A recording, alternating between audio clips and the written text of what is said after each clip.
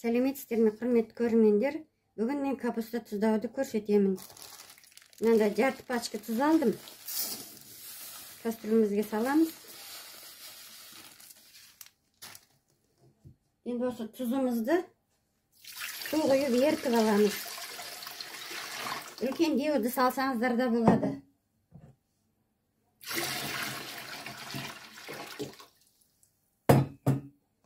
Әркім қанша капуста тұздайды, өз қалауы бойынша.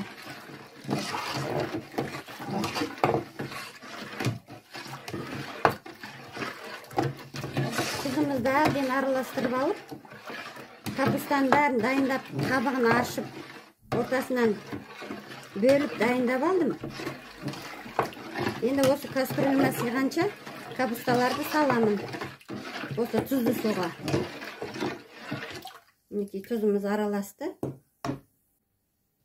Енді осылай дайындап алған капустамды суға саламын, тұзды суға.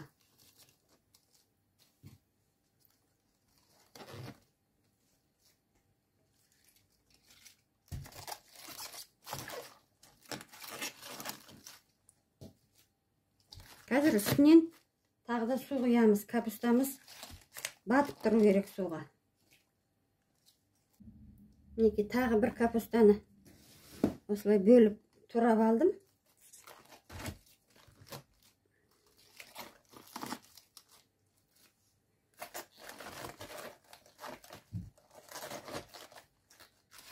Бөліп жіберсеңіздер де болады.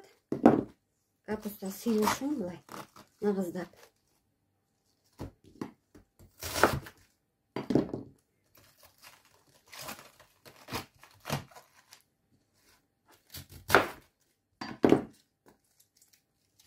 Мінекей капустамызды салып алдық, енді үстіне су құямыз тағы да.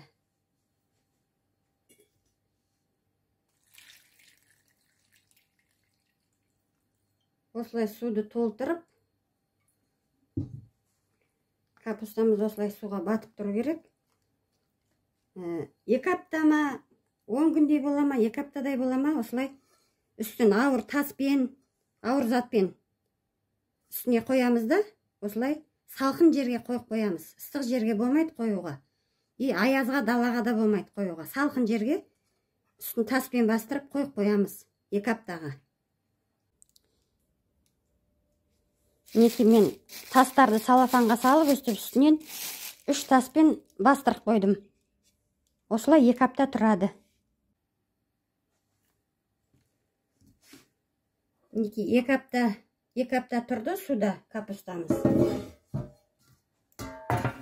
Енді судан алып аламыз.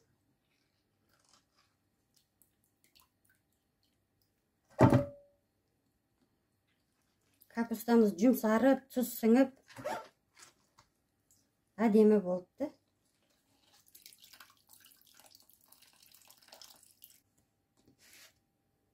Мінекей кастрюлемізден капустамызды алып алдық. Өздеріңіз қалауыңыз бойынша тұздайсыздар ғой, менікі бір 3 капустадай тұздағанмын. Енді жарты килодай морковты чөркіден өткізіп алдым. Бір 7 штук мынандай ашты бұрыш кептірілген турап алдым. 2 бас чеснокты бірақ қолмен турап алдым. Осыларды араластырамыз.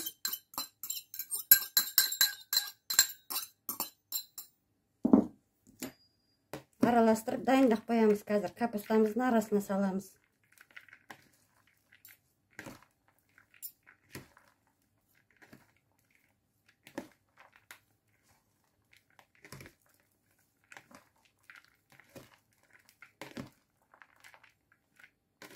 Қатты ашты ұнатпасаңыз, ашты бұрыштан аздау қоссаңыз болады.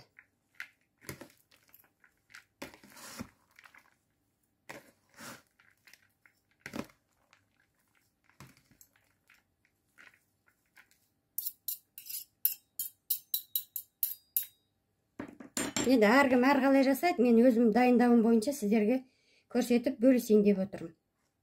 Енді осы тұздалған капустамызды турап аламыз. Жіңішкелеу қылып турасаңыз да болады, кішкене үлкендеу қылып турасаңыз да болады. Мен осындай турап алам.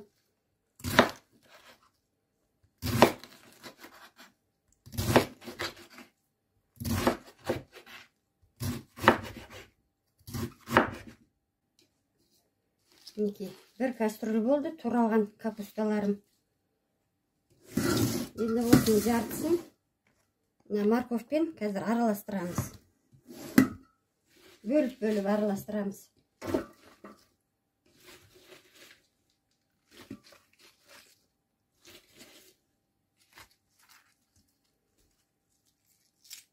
Андай қаттылар болса алып тастаңыздар түп жағын. Мінекей, біраз салып,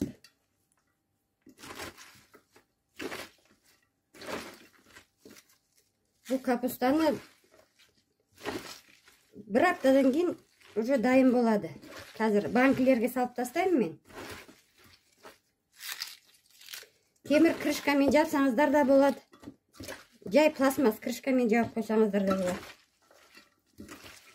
Әркім қалауы бойынша.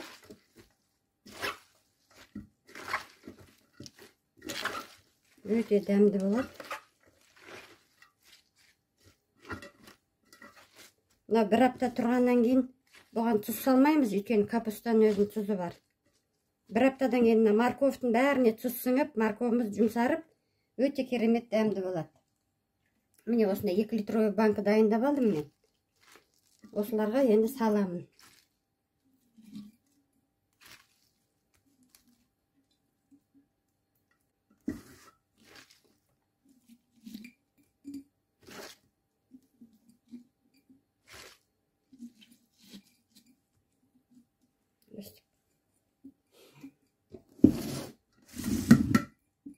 Сене бұлай бас жіберсеңіздер болады. Салып отыр, жетінен басып отырасыздар.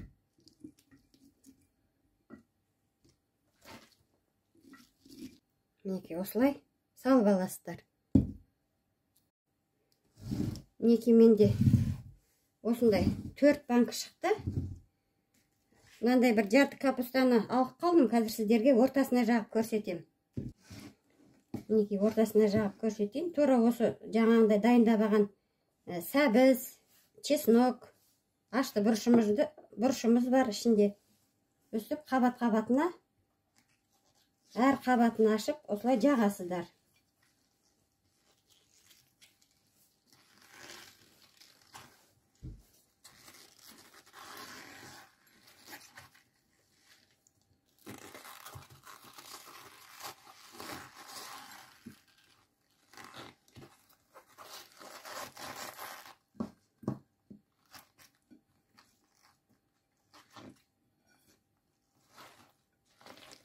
Осылай жағып, үлкендеу бір кастрюль сондайға тұздасаңыз болады. Жаңа мен барлығын мынандай қылып турап тұздадым ғой. Турап банкке салдым.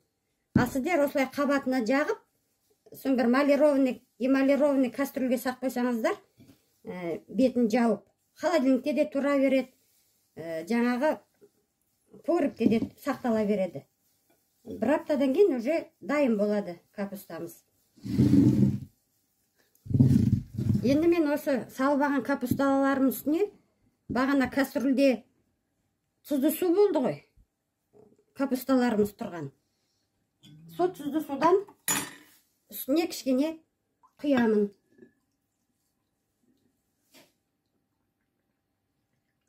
Осылай.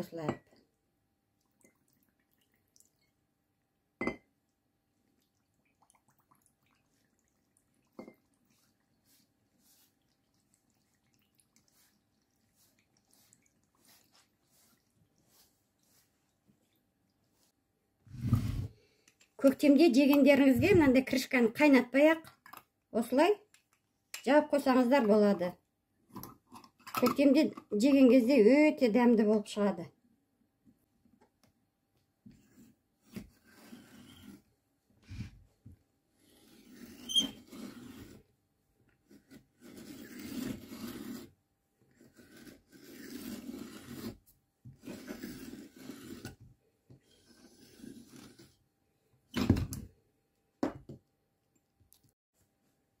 Мінекей құрметті көрермендер, 3 банкымды осындай темір кірішкімен жауып алдым. Су құйып бәрін дайындап. Кастрюльдегі жаңа тұзды судан құясыздар. Міне, мынағанда су құйып, бұны енді холодильникке қойып қоям. Бір аптадан кейін дайын болады. Уже бір аптадан кейін жей берсеңіздер болады. Міне осылай осы рецептпен дайындап көріңіздер. Каналыма тіркеліп кетіңіздер. Лайк басып, комментарий жазып. Келесі кездескенше сау саламат болыңыздар.